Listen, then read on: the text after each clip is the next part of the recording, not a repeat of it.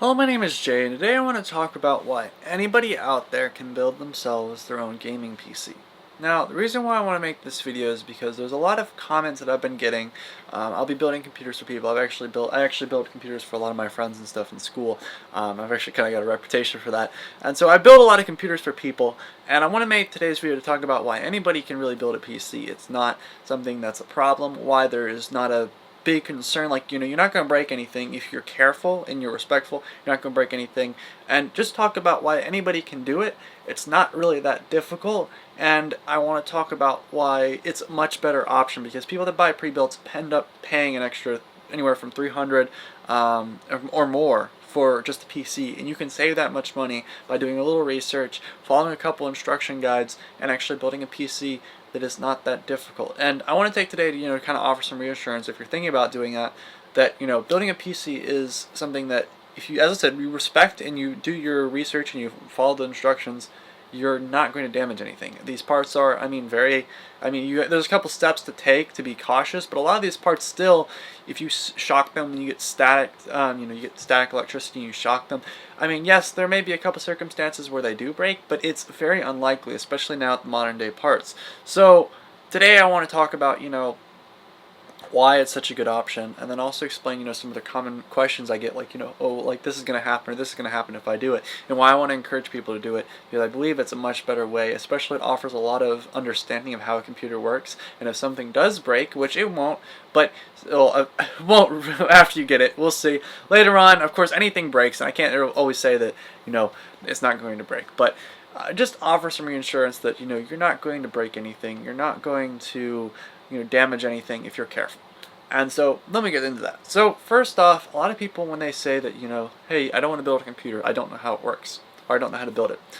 So there's a lot of different ways you can go about doing this. There are YouTube videos that show you exactly how to build a computer. There is a lot of different guides and manuals online that show you exactly how to build a computer. For crying out loud, I've done guides and stuff how to build a computer. It is not something that is substantially difficult. And I want to talk about something as well, is that people have like this fear that I'm not going to know how to do it. It's literally a matter of researching and understanding, following directions, and just, if you're good at following directions, you can build a computer without a doubt. It's like building a Lego set. I love Legos. I have a bunch of Legos actually behind the camera, and I love building Legos. And if you can build Legos, you can build a computer. It's pretty much how it is. It's not like you're doing anything advanced picking out parts. Even recommending, if you want to pick out parts, there's a bunch of ways you can do that. You can there's a website called PC Part Picker, which I've actually had a couple issues with. So I'm not recommending just one or the other. I'm saying, do your research and switch in between these two. I'll have two recommendations here. Go to PC Part Picker and pick out parts. And then also find someone that actually knows what they're doing. So for example, I have a Discord server down in the description that has a bunch of really smart people that pick out parts and help you pick out parts for free. And they'll help you pick out all your parts for your system and make sure they all go together and they're equal to each other. So sometimes what PC parts are, when you pick out parts, you may not match you may get a really powerful CPU but not the most powerful motherboard. And it's not a problem. It doesn't cause any issues. It's just you're kind of off balancing the system in a certain way. And so kind of someone that knows what they're doing can help do that and pick out the parts. And the most difficult part, out of my whole opinion, and so, a place where a lot of people make mistakes, is actually picking out the parts. It's not putting the system together. Anybody can put a system together. It's like following, as I said, Legos. But when you get, pick out the parts, that's kind of where you have to make sure everything works. Because of course, if it doesn't work together, then you kind of can't put the Lego set together. So you're just kind of matching the Lego pieces together, kind of making sure they fit. And once you have them fit, you just put the Lego pieces together.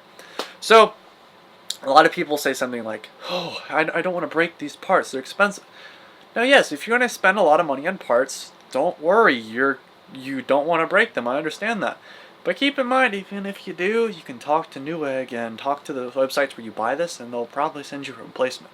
I wouldn't recommend, I'm not encouraging breaking parts and sending them back. That's not what I'm saying. I'm saying that, don't feel bad if that's a concern, because most people, you can drop a lot of these parts and they'll still be pretty fine. I'm not saying you should be going around dropping parts, but I'm saying you can drop some of this stuff and it won't have too bad consequences.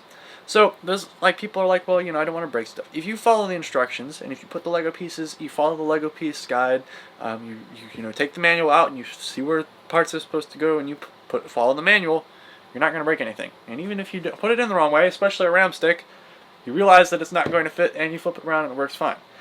And the other thing is people are like, oh, static electricity. Oh my goodness. Static electricity is going to kill the system. I'm going to lose all my parts. I'm going to be completely done. I can't do anything. Oh my goodness.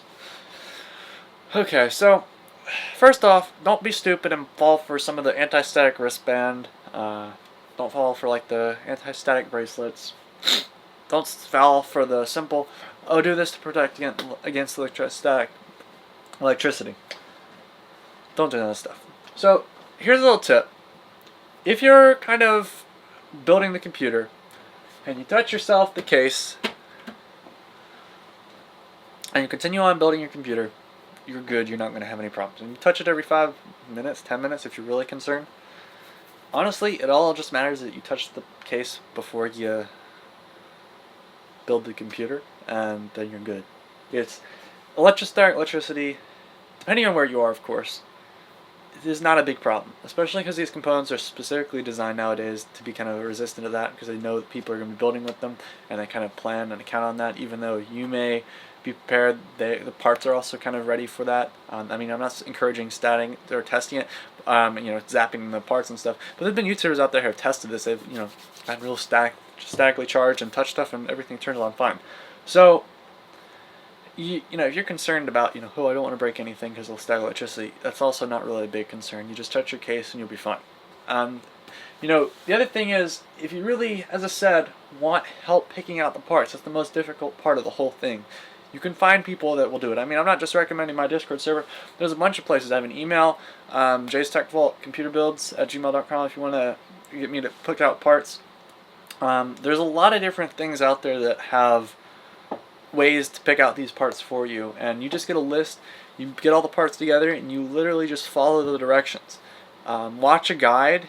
Actually, the first computer I built, I watched like 3 guys built the computer, and I mean, I had a couple issues with the way I picked out parts, and that was probably the biggest problem with the whole system.